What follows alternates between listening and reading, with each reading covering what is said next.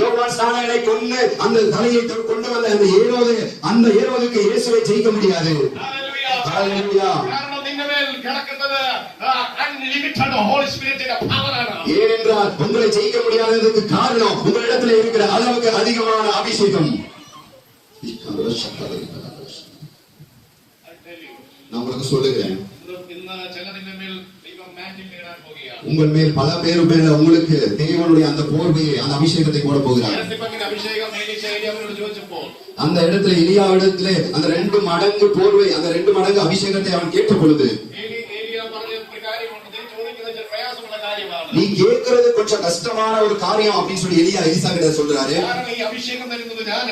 இந்த அபிஷேகம் கொடுக்கிறது நான் இல்லை, நான் உன்னிடத்துல ஒரு காரியம் சொல்லுகிறேன்.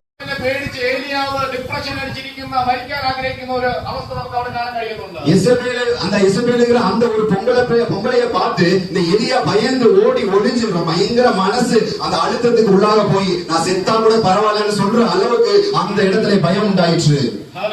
ஹalleluya. இந்த மாதிரியான காரியங்களை ஜெயிக்கத்தான் இந்த காலகட்டத்தில் இந்த பொல்லாத காலகட்டத்தில் நீங்கள் அதை ஜெயிக்க வேண்டும் என்றால், அந்த பாவத்தை நீங்கள் ஜெயித்து வெற்றி பெற வேண்டும் என்றால் அந்த 2 மடங்கு அபிஷேகம் உங்களுக்கு தேவை. அந்த 2 மடங்கு நமக்கு பத்தாது. இந்த பிசாசுகளுடைய எல்லைகளுக்கு அந்த பிசாசுடைய ஆமைகளுக்கு எவ்வளவு சக்தி இருக்கும், அதற்கெல்லாம் மேல நம்ம போக வேண்டிய அந்த அபிஷேகம் நமக்கு வேண்டும்.